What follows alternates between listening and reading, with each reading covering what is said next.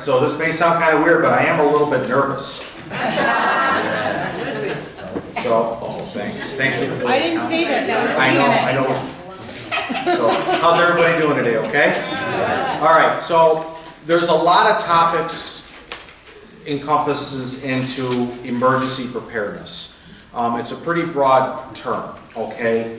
So there's a couple different things we're going to be talking about as far as emergency preparedness. I'm going to first give you a definition of what emergency preparedness is and how Fox Run follows it, okay?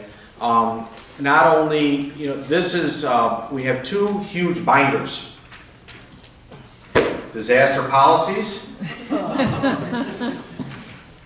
and our emergency preparedness plan, okay? The disaster policies are updated as the plan is updated annually, okay? The emergency plan is located in our facility supervisor's desk, which is Amanda, and also Allie Olson. These plans have to be presented to the Department of Health, okay? Now, what gets a little funky, if you will, is that there's disasters and plans for the health center, and then there's also questions that you have as well. So there's different policies and procedures for different sections of Fox Run and how we respond to everything, okay? Fox Run has an emergency preparedness plan to protect the well-being of community members, staff, and visitors in the event of a disaster. The plan is based on community and facility-based risk assessments. The entire plan, including all the risk assessments, is reviewed and updated annually. What does this mean? Every year we get together and we talk about what is the percentage of a power outage? Well, that's about 100%, right? Okay. What is the percentage of a tornado? Well, up to 5 years ago it was really low until we actually did have a tornado. Okay? So every year we have to go through all of these different risk assessments, and then those determine how we respond and what we're supposed to do.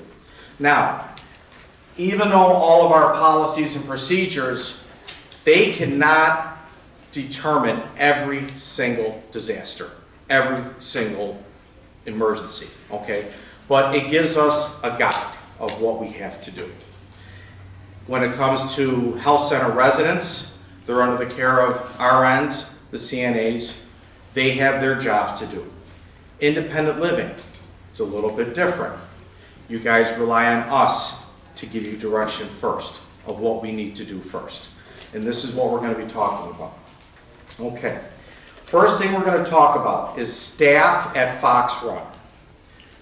Every staff member here at Fox Run is trained at general orientation when they start here, and they're also annually, there is in-services that I provide to talk to staff on how they are supposed to respond to any type of emergency.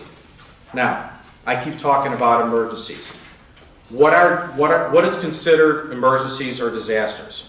Well, there's fires, pipe bursts, 7 foot of snow, blizzards, tornadoes, floods, power outages, generator failures to power outages, earthquakes, virus outbreaks. By the way, we've had all this in the past 7 years. Okay? These are things that we actually have experience with. And every time we have a disaster or an emergency, we learn from it and move forward from it. Technology improves every year for us to use more tools to communicate with residents, with other staff members. Jill has been working so diligently on this app for emergency notifications. But does that pertain to every single resident? No, because not every resident knows how to use the app. So what do? We go back to what I used to call pen and paper, knock on everybody's door. So moving forward, other type of emergencies could be hurricanes, train derailments, chemical spills, plane crashes. All these are other type of disasters and emergencies that could possibly happen, okay? Amanda and I and our team work together to plan for certain things. We can't plan for everything. We can't plan for a plane crash to happen at 2 o'clock in the afternoon or 2 o'clock at night. It's virtually impossible to talk about everything, okay? But a lot of times, most of this comes down to basics, okay? Again, back to the staff's response. Different staff members throughout Fox Run are trained in different scenarios. You have the health center. All of the staff in the health center is trained in case of, let's just quickly talk about a fire alarm. When a fire alarm goes off, there are control stations that are labeled in different areas of the health center for staff to report, to respond to an emergency, okay? Independent, or Commons I should say. If there's a fire alarm that goes off here in Independent, staff members and admin report to Pamela's desk. What is a control station? The control station is where the radio is for maintenance to ask or to request for help. So I'll give you a quick scenario in the health center. Let's say there's a fire alarm on the second floor of the health center. All staff reports to the control station, which is considered the charting room.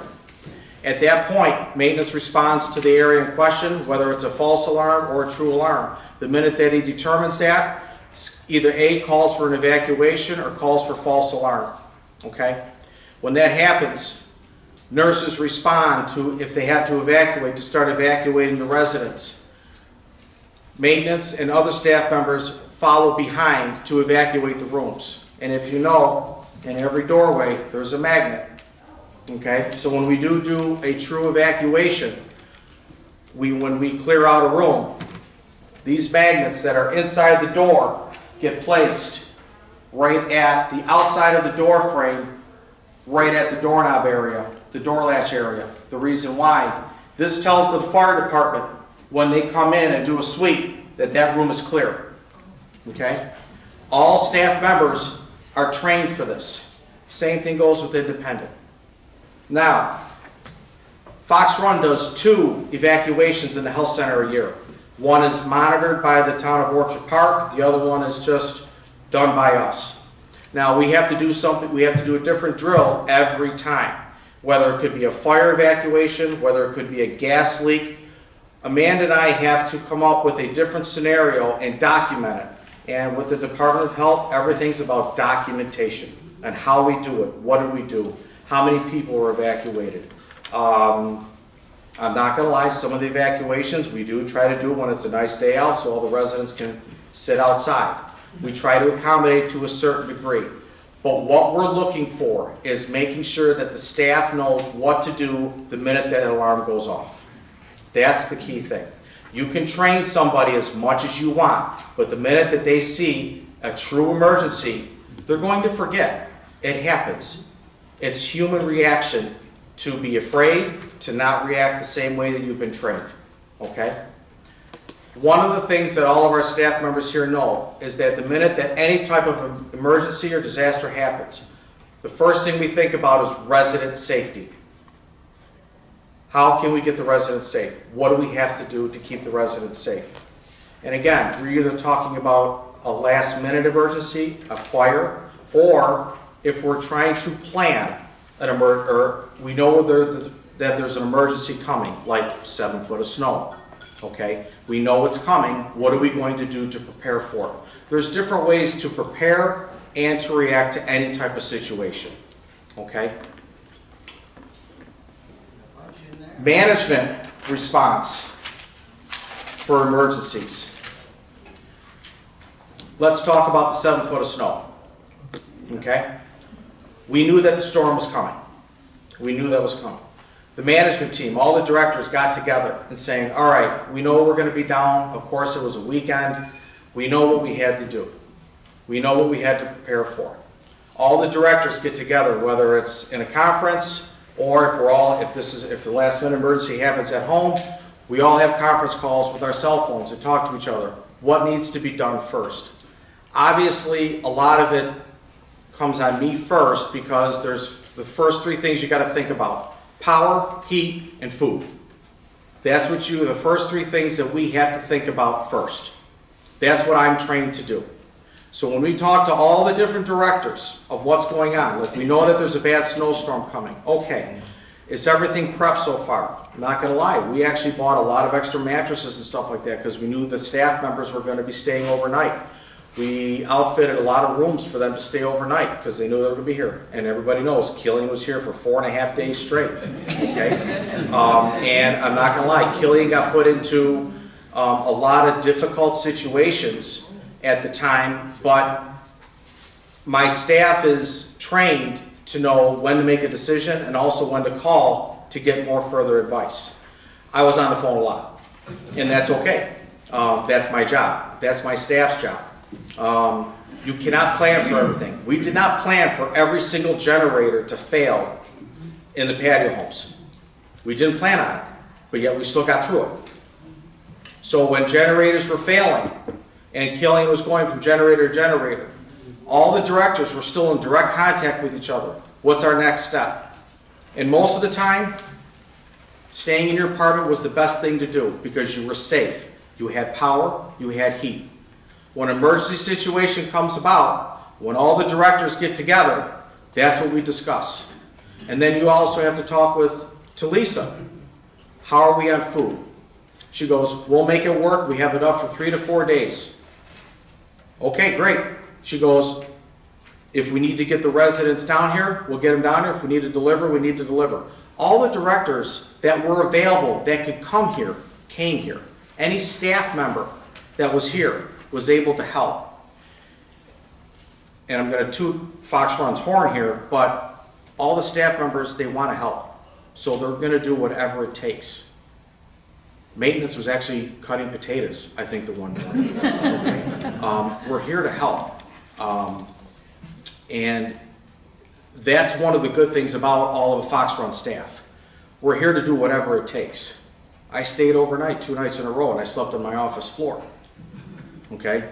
We do what we have to do to make sure that you're safe. But anyways, so as far as the Fox Run team and the directors getting together to meet for emergencies, that's what we do, and that's how we move forward with it. And a lot of times, like I said, it just comes down to basics: power, heat, and food. Let the storm get through, and then let's dig out. There was a lot of questions on emergency exits. There was a lot of questions on some exits weren't cleared out in time. During the one storm, there was so much snow falling. There was 3 plow trucks trying to plow at the same time.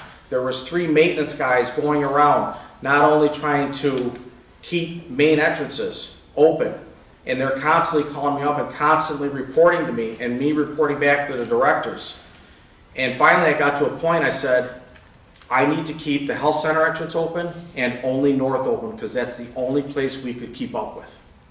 I go, I need to make sure that there's always a pathway from 28 in case if an ambulance had to come here and get to that door.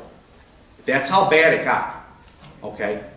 And then, if you remember, after the 7 foot of snow fell, within 1.5 days, I had every exit open and I had everything cleared out, including fire hydrants. There was other places that took a week to get buried, to get unburied, okay? And again, I'm not saying what I did was perfect, okay? There was a lot of questions, but you have to realize when you're dealing with so many residents on Independent and so many residents on the health center side, you have to start prioritizing what's the most important thing and start working your way down. And also what determines our decisions is how much staff we have available to help. Because remember, we have an obligation to our health center residents. We have an obligation to you as well. But independent residents, if you have power and heat, for right now, I'm not saying you're putting you lower in the level, but I want to make sure that at least you have the 2 main essentials for shelter in place. Okay? Something else to consider too, because a lot of people are questioning on all the different policies and procedures when it comes to emergency services. Please remember that Fox Run has to respond within the first, let me rephrase that. Fox Run responds within the first 2 to 3 minutes if an emergency happens, okay? The town of Orchard Park, God forbid if let's say a chemical spill or a train derailment, okay? Orchard Park has emergency services.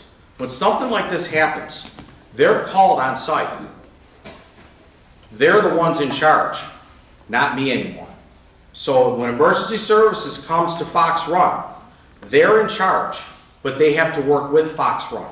So I'm going to give them as much information as possible, as far as they're going to come up to me and they're like, how's everything here? I go, my health center's fine, I have power, heat, I have food, I'm good here. They're like, well, we may have to evacuate over here. Fine, then we work together. But we would be under the direction of the emergency services from the town of Orchard Park or the Erie County or whoever comes in here. They're the trained personnel for emergency services for when something like this happens, okay? And remember, it only takes 5 to 10 minutes for a response from the town of Orchard Park to be here, okay? When the fire alarm goes off, instantly it goes right to the fire department. They're already dispatched. Even by the time I get to my phone, I try to call them off saying it's a false alarm. They're like, too late, we're on our way. Okay. And most of the time when they do come here, they want to see it for themselves that it's a false alarm. Okay, and they're the ones that want to reset the panel, but we accidentally do it sooner because it's really loud. But as long as they confirm it, that's what they're looking for. The town of Orchard Park Fire Department, they're very well familiar with this place. They know every single exit. They know every entrance. When you call 911, they're like, what entrance? Okay, whether it's health center, north, south, commons. They know the place like the back of their hand. When we did the addition, they wanted to come here and do another tour because they wanted to get acclimated with the addition when the addition was done. They know where all the fire hookups are. Okay, some of them are guys that have been retired and they still know the place from when the place was built. Okay, so again, that helps us because you know the people that respond here, they know the place, and they also are training their staff on how this place works. Any questions on emergencies? Yes? Oh, I can just repeat your question if you want. If a fire alarm goes off in my apartment. Oh, I'm going to go right to fire alarms and stuff my next segment. But Okay. I'm talking about emergencies in general, like the past 7 that we've had in the past 7 years. Okay. Yes, Jane? Man, how do they evacuate people on the second floor of the health center if the elevators aren't operational? At that particular moment in time, depending on the evacuation, what will happen is we evacuate them to a different wing, depending on the scenario. Having the 4 wings on the health center sometimes is a pain, and it's also a blessing. So in other words, if we have a fire, let's just say we have a true fire on the one wing. Actually, better yet, why don't we use what we did? How about if we have 4,000 gallons coming out of a 2-inch line, out of the sprinkler line, which we know that just happened. December, Christmas at 11 or 10:58 a.m. The minute that happened, okay, they knew that they had to evacuate. When maintenance responded to it, they already knew that they were already evacuating the residents. I want to say within the first 10 minutes, all 8 residents were evacuated into a different wing, and then that area was shut down. By the time that they were evacuating residents, maintenance has already responded to shut off the water. Maintenance did not find out where the water was coming from, but they shut off 2 main shutoffs. They shut the main water going off to the whole health center, the first, then they realized it was still going off, and then they shut off the sprinkler line. There are 2 main water lines going into every building. One is your main water for your potable water, okay, which is for drinking, bathrooms, hot water, whatever. And then there's a separate water line just for the sprinkler system, okay? So we had to shut both of them down. And yes, that meant the sprinkler system was down. The sprinkler system was down for, I think, 2 hours. I think it was 2 hours, and then after we capped it off, we energized the sprinkler system again. What happens when we have to shut down the sprinkler system? We have to go immediately on fire watch. The health center team knows what fire watch means. They have to walk the halls to make sure that there's no fires Because even though there's detectors, they still have to do a walk, and we had to conduct what they call fire watch. Okay? Yes? If the whole independent side has to be evacuated, where do we go? Depending on that type of situation, there are areas designated if we have to do a full evacuation.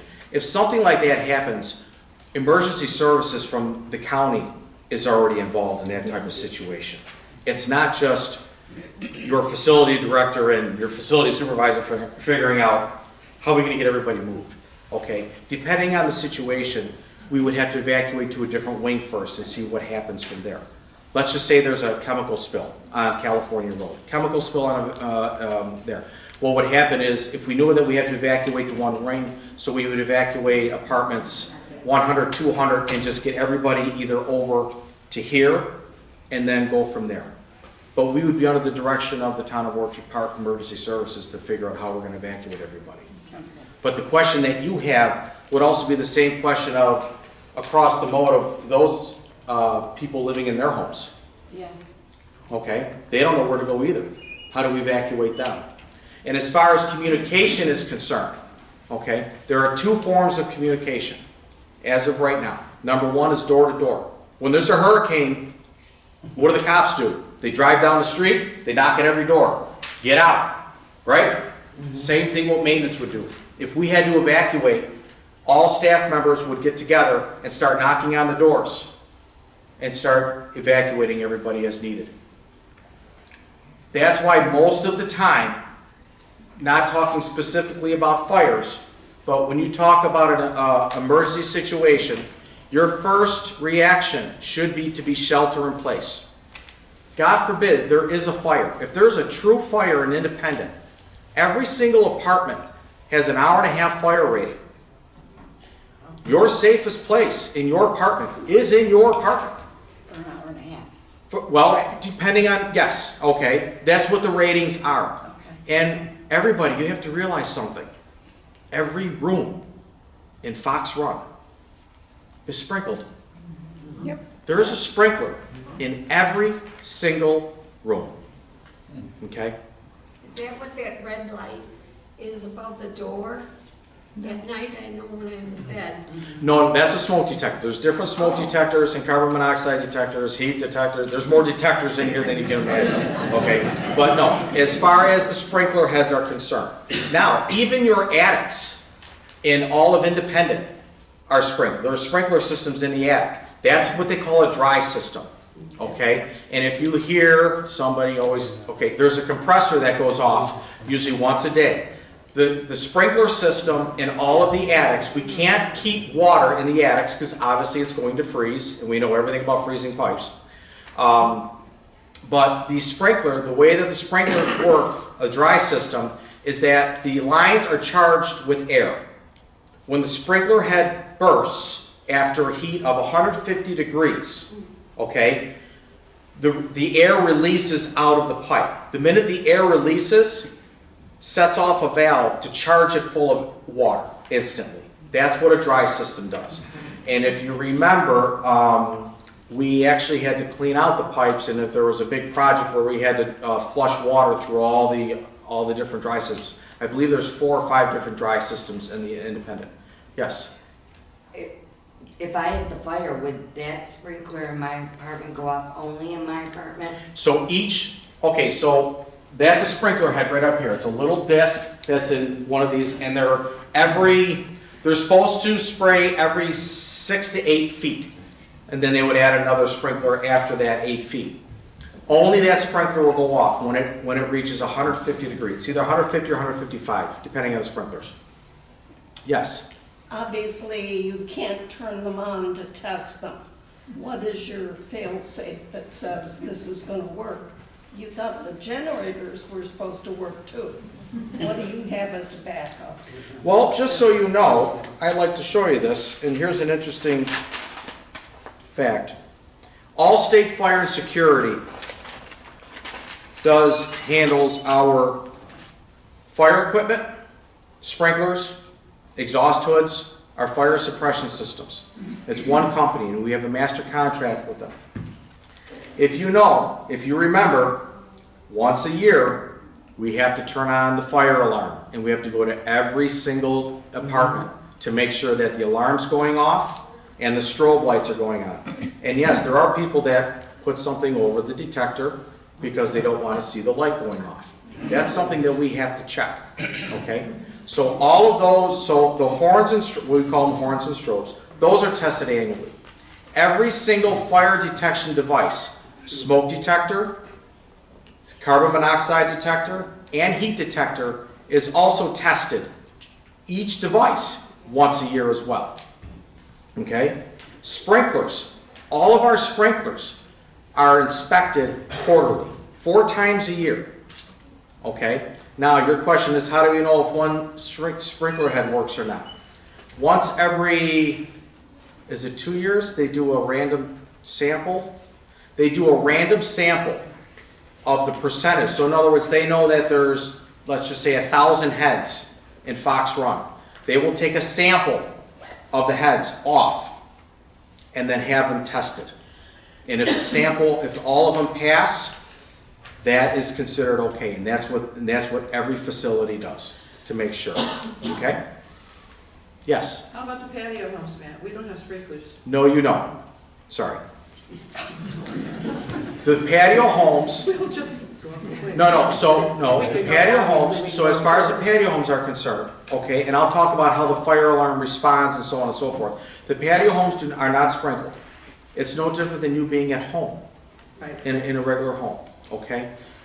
Between both patios, homes, you have a garage with a fire separation as well.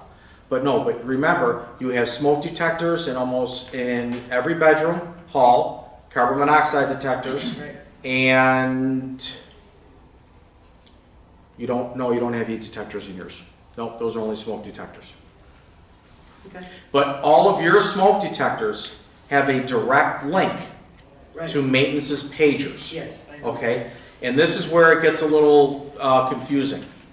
Every single device in Independent, Commons, and Health Center is linked to the one main fire panel.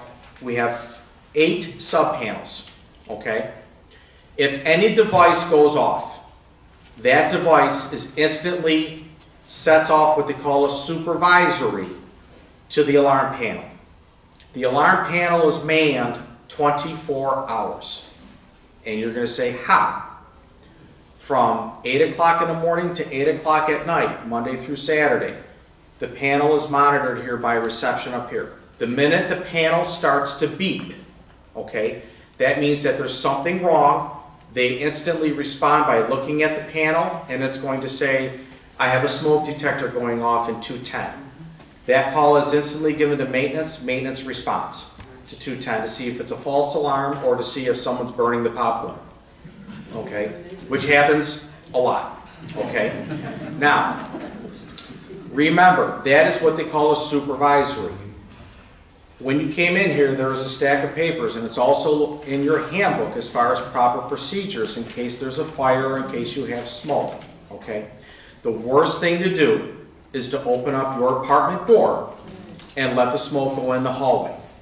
That will then activate the main fire alarm system, which means every strobe and every horn or every the main fire alarm system will go off, okay? That's when the fire department is then dispatched, okay?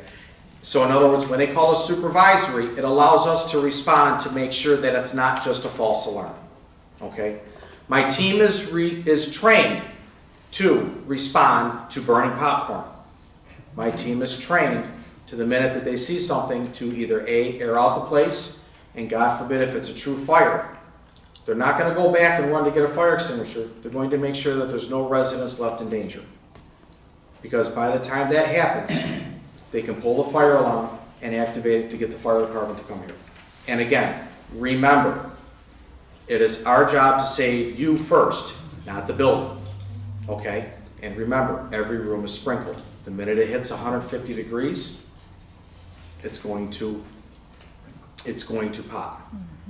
Now, in the independent kitchens, the detectors that are in your kitchen are heat detectors. Okay? Not smoke detectors, thank God. Okay?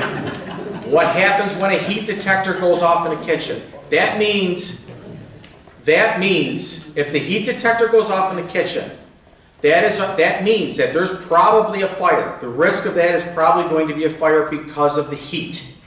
If that's the case, that automatically activates the main fire alarm system. So in other words, if you're burning the popcorn and you got a little bit of smoke, that's okay. That gives us time to check on it. But if the heat detector goes off in the kitchen, which is more likely going to be the first fire, because that's where most of the fires happen, is in a kitchen, the main fire alarm is activated, and then maintenance still responds. But remember, when the main fire alarm system is activated, the fire department is already dispatched. Any questions about that?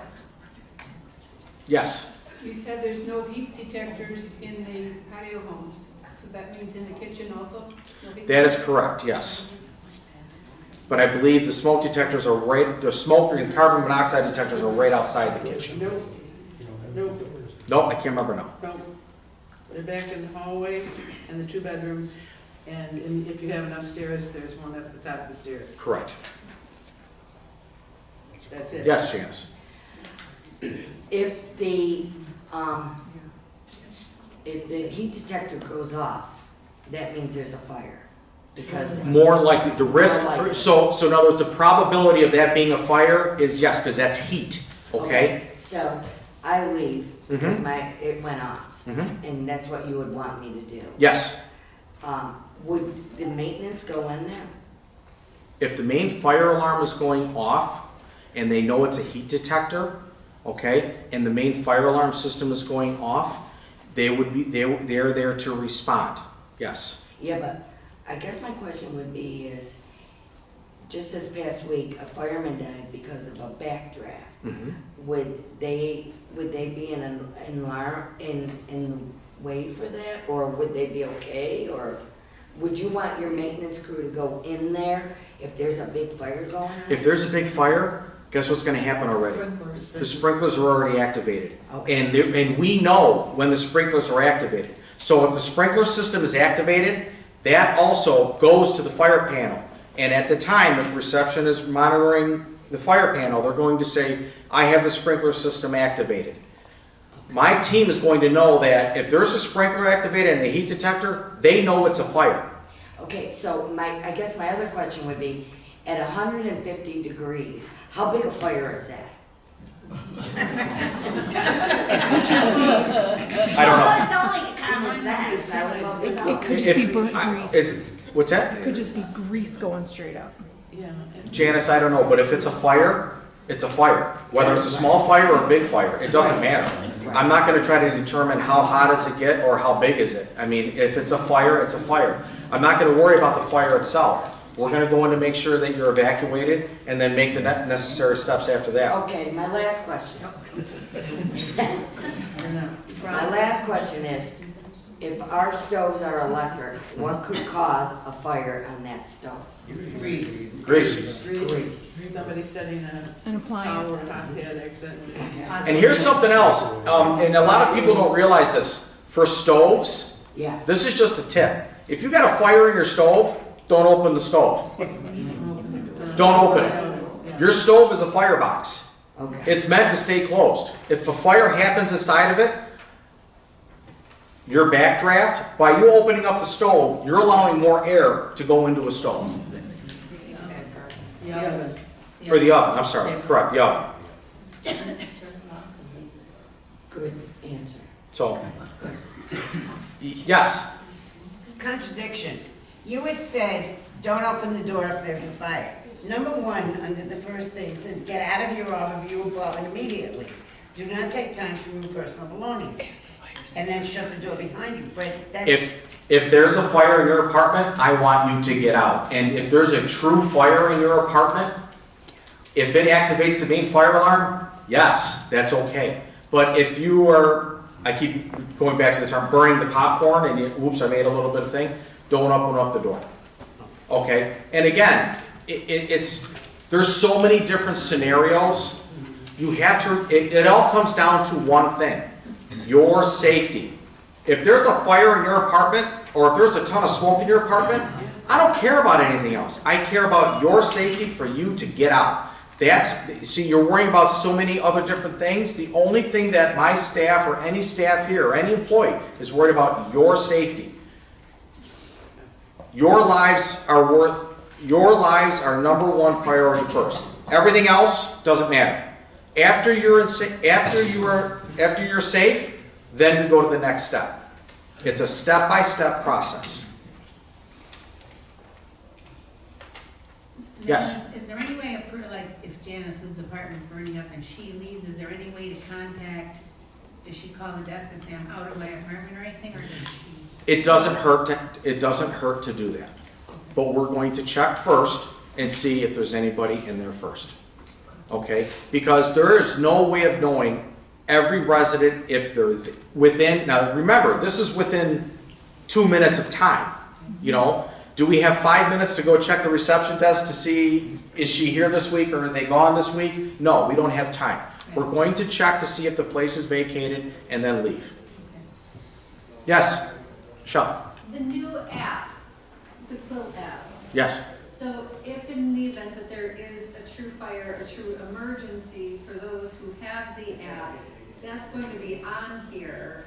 Your phone's going to beep, correct? No, it won't. Repeat the question. No. So the question was, will the app be notified if there is a fire alarm going off? I'm going to say we're talking about a minute or two by the time it even gets to the notification or whatever, and you're not going to want to know how many times the fire alarm gets set off anyways. Okay, but if it is a true evacuation, or if it is a message or a notification saying, hey, there's a big storm coming tonight, that's what that app is going to be used for, okay? Or if we're already halfway through a blizzard and we want to notify people, if we want to notify residents saying, hey, there's a free buffet and the bar is open, okay, that's what the notification will be for, to notify for the residents that are using the app. But in reality, it's still up to the director's team to make sure that we notify you for any information that we need to get to you. We're going to give it to you, whether it means going from door to door, the app, and if it has to be done within a couple of hours, that's how we're going to do it.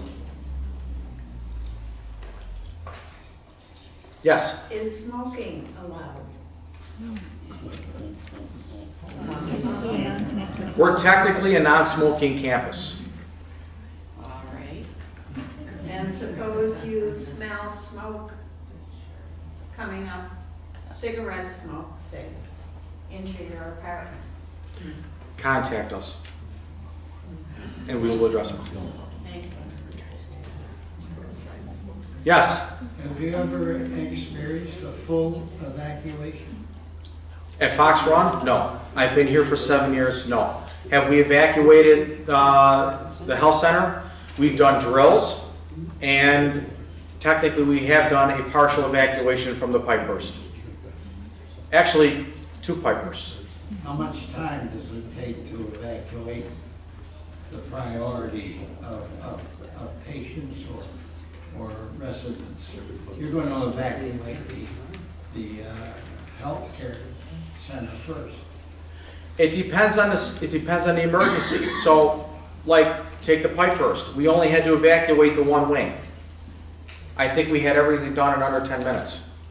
Okay? Because that whole staff, they're trained to figure out, you have obviously the supervisors that know what rooms are open, you have all the CNAs moving the residents, getting them into safety, and then going from there. As far as evacuating independent, by the time we realize that we're in an emergency situation, we have to evacuate everybody, again, emergency services from from Erie County or whatever will be here to assist us with that.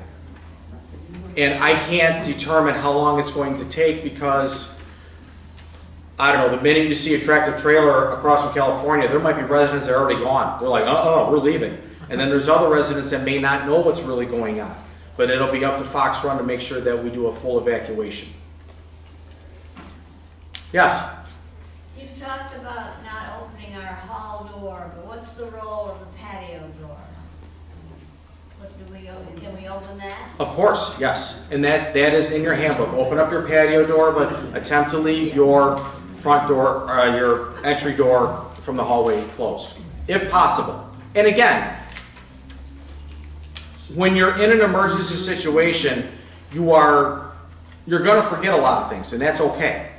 The only thing we're concerned about is your safety. And if you open up the door and you let the popcorn smoke go in the hallway, it's okay. You will not be punished. That's okay. We're just saying try. If you do evacuate out your patio door, should you come back in and notify somebody or press your purse or what? If we get to that type of situation, all hands on deck will be doing a count to figure out who's here, who's not here, and to check up on anybody if it gets to that point. It's no different than when so I'll give you a perfect example. When memory care or assisted living is evacuated, the RN on duty at the time has a list of all the residents. They have to do a final count the minute that everybody's moved. They have to do a count. Fox Run will be doing the same thing. But wouldn't it be to your advantage to know that we have exited outside? In the middle of an emergency, if we were in process of trying to bring everybody back into the building, that's when we'd be getting resident lists and trying to check up on everybody and making sure everybody's accounted for. You have to remember the question that you're asking, we're talking about minutes here of the emergency happening, how we're evacuating, and not to mention it's over 160 apartments that we're looking at. Okay, it's almost too big to figure that out. And again, if it gets to that point for Fox Run needs a full evacuation, Erie County Emergency Services are going to be here to assist with that. They're going to want our data. They're going to how many residents do you have? Who's here? And if you remember, when you guys leave for a week or you're going to go to Florida for a couple of days, you notify us. Those lists are important for in case something like this happens. There's a reason why we ask residents to tell us you're going to be gone for a couple of days, in case we do look for you. So all of these things that we do put in place, they're important for in case of something like this happens. Yes? When I go to sleep at night and I occasionally think of a fire, are you going to rescue my cats? Every apartment has notifications if there's animals in the doors. They do, yes. Okay. We will attempt to rescue the animals after all of our residents are safe.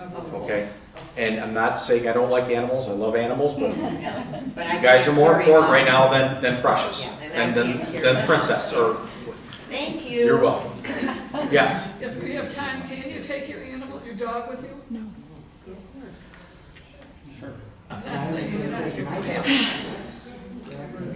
You are independent. You can make decisions for yourself. Okay? And I'm going to leave it at that. If it comes to a staff member coming in there and trying to evacuate you out of your apartment, and you're like, not if my cat goes first, we're still going to choose you first. Okay? Is that fair? Okay. Any other questions? Yes? Is the front desk have a person there all night? So, good question. I didn't dwell upon that. So, Monday through Saturday, 8 to 8, reception is here. So the biggest concern we have is night shift. What happens on third shift? Who is monitoring the panel? Skilled nursing is monitoring the panel. There is the head RN that's always at the charting station that is right next to the one sub panel. So the minute that smoke alarm or the smoke detector in 210 goes off, that panel on the second floor right next to the charting station starts beeping. They do the exact same thing their reception is supposed to do by contacting maintenance saying I have a smoke detector going off at 210. Yes? Active shooter. Active shooter. That's going to be the next segment. Mary Wellington, we have somebody coming in from Orchard Park, Fitzgerald again? Orchard Park Police? Orchard Park Police. He is going to be here talking about active shooter. Do we have anything in place now? We do. So when admin is here, and Fox Run is a tough facility because it's branched out, okay? Active shooter, when you talk about active shooter in schools, it's one building, it's all classrooms. It's more, you're not independent apartments, okay? We do have a plan in place for active shooter that on everybody's admin phone, there is a note on there with a certain code that we do. When you push that in there, it goes to an alarm mode, knowing that there is an active shooter on site, on premise. Okay, and there's different, and Orchard Park Police will tell you what you're supposed to do, okay, but again, the active shooter could come in here, or the active shooter can come in apartment 200 in that entrance. We don't know. There's not going to be a perfect procedure of what to do when an active shooter does come in here. You're supposed to lock yourself in. But then people say, well, if I lock myself in, where am I going to go? What if he comes in and I have nowhere else to go? There's so many different variables when that happens. But the town of Orchard Park, it's usually Captain Fitzgerald, he will tell you all the different policies and procedures of what you're supposed to do and then go from there. And again, if there's an active shooter, myself or Amanda is not going to be able to tell you what to do. You're already going to have the town of Orchard Park here, you're going to have Erie County Emergency Services here, you're going to have all of them here dictating what should be done. Yes? That's why they tell us not to let people in if you don't know That's right. Yes. That's right. Repeat that. them. That's what you repeat. Repeat her. That's why you don't let anybody in here that you don't know. Thank you, thank you, thank you. Yeah. But that can also go two ways as well. It could be someone you don't know, and if somebody really wants to get in here, They're gonna get in here. they're going to get in here, okay? But again, it doesn't mean you can't do your due diligence to make sure you try to prevent as much as possible. Yes? Matt, you referred to information that happens that is triggered back to Pam's desk. That desk is only monitored till 8 o'clock. So what happens after 8 o'clock, skilled nursing is monitoring the panel. So the nursing staff is monitoring the alarm panel after that time. So the alarm panels are always being monitored, whether it's by reception or the skilled nursing staff. And believe me, when the panel goes off on the second floor, they know it. They answered the phone also if you call. Correct, they also answer the phone too, yes. Any other questions or concerns? Good job. Nice. Bob, I'm not gonna lie, I'm waiting for a question from you. Come on, hit me, I'm waiting, come on. That's okay. Good job. Thank you.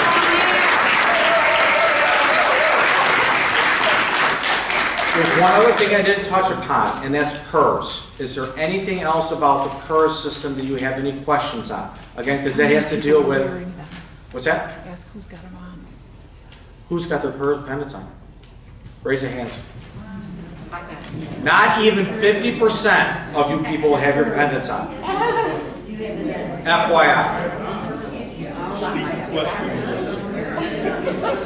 Please also know is when it comes to the PERS system, Fox Run, we go through a lot of inspections. And Fox Run, and this is where Jill cringes, we pay a lot of money for all of our systems to be tested and retested and checked upon. Whether it's the PERS system, whether it's the fire alarm system, whether it's the sprinklers. It's something that we maintain. And once a year I get surveyed, or once a year we get surveyed by the Department of Health. We get surveyed by the town of Orchard Park. We get surveyed by insurance carriers constantly, okay, on all the different things that we do, whether it's a safety committee, whether it's OSHA, whether the last insurance audit that we got, since we just changed insurance carriers, They went through this whole building and gave us their recommendations. Not only is it Department of Health regulations we have to look out for, now OSHA is starting to become more involved in a lot of facilities and campuses. So they're giving us their recommendations, and then we're also taking their recommendations into account, whether it's electrical panel inspections, whether it's anything of that. Fox Run does a lot of work to try to keep up with not just codes, but just with making sure that we're as safe as we can be. Okay, a lot of it, like we just had two insurance guys. When was it, last week? They couldn't believe how well maintained everything is, and I got to give Amanda Quirk all the credit in the world. She makes me look organized. There's over 1920 binders that are in her office that are all the different inspections, whether it's a lift inspection for the health center to all of the sprinkler inspections, water temperature inspections, utility room inspections, all this. We go through over 100 to 150 inspections a month, just internal. Okay? Yay, Amanda! And it's really nice because when the insurance auditors or when the Department of Health shows up and she's like, "Where's this thing?" and she's like, "Here you go." And they're like, "Wow." And that's what gives us a very good reputation here. The town of Orchard Park, Thomas Minor, for all our fire and safety, he's like, "I know everything." And he still goes through the whole building because he has to walk through the building, but he knows how well maintained we keep it. Are there a couple things that fall through the cracks? Of course. It's 58 acres. It's 800,000 square feet of building. So there's always going to be a couple things, okay? So even though when a resident says, "Hey, this door doesn't latch," even though it may, we still need to know that because sometimes things like that fall through the cracks. But it's not like we're not going to fix them, or I'm not going to say, leave it alone, I'm not going to do that. We want to maintain it. We want to keep it fixed because it's what we do. Yes? Man, on the PERS. Hold on, Betty hit something. Okay. How does the outside security system work? I mean, if there's someone from the Bills games that's walking through the campus, how does that security system pick up that person, and how is it monitored? So as far as the security system is concerned, there are outdoor cameras, okay, in which we've already caught a couple of perpetrators, or we've helped the Orchard Park Police already with a couple of perpetrators. You're never going to stop that one straggler that had a couple too many six-packs and wanted to walk through here. You're never going to stop that. Unless you want me to put a 9-foot fence around this whole perimeter with barbed wire, okay, which I already had enough problems putting a fence around the generator. You're never going to stop all of that. But what we do is every time when there is a Bills game, we do increase rounds at night. We do have second shift that goes out and does rounds. Even though people say second shift doesn't do much, sometimes they just need to be at the right place at the right time. They need to drive around in the golf cart. They need to drive around in the four-wheeler just to make their presence known. Now, does it always happen to be at the right time? No, but I can't control that. This isn't a guarded gate community. This is still open to the public. People say you need to put in more signs. I don't know how many more signs you want to see public or private property, okay? But we try to maintain as much as we can. And when it comes to Bills games and events like that, we do add extra security. And every year we have been adding more and more cameras. I think we have a total of 32 cameras now, total in the system, not all outside, but we are adding 2 more cameras outside because every time when there's an issue with outdoor security, we're always saying, "Oh, maybe we should have a camera here. I wish we had a camera here." Well, it'd be better if we just had a dome and just had a camera overlooking everything. But we can't. We can't have eyes everywhere. Okay? Yes, Bob. Just on the PERS, Melissa turned around and said like 50% don't wear them. I suggest that we talk to people who don't wear them. Don't wear them for yourself. Wear them for your fellow residents. In which we do explain that. I know. And unfortunately, I should say unfortunately, you're all adults. You can all make decisions for yourself. We can tell you We can try we can tell you a couple different times, but it's funny, like how I tell my staff, it's just like home. Where's the ketchup? It's right in front of you, okay? You can tell them as many times as you want. But just remember, we can help you as long as you help yourselves to help us, okay? And that's the best thing that we can say. And again, for the people that don't wear it, we've added more pull cords in a lot of different areas now, and areas that we thought that needed them, okay? So, and every year, when we get more data saying, this room doesn't have one, oh, okay, let's add one, okay? We couldn't think of everything the first time everything was added, okay? Anything else? If anybody has a question, please feel free to contact us. Thank you.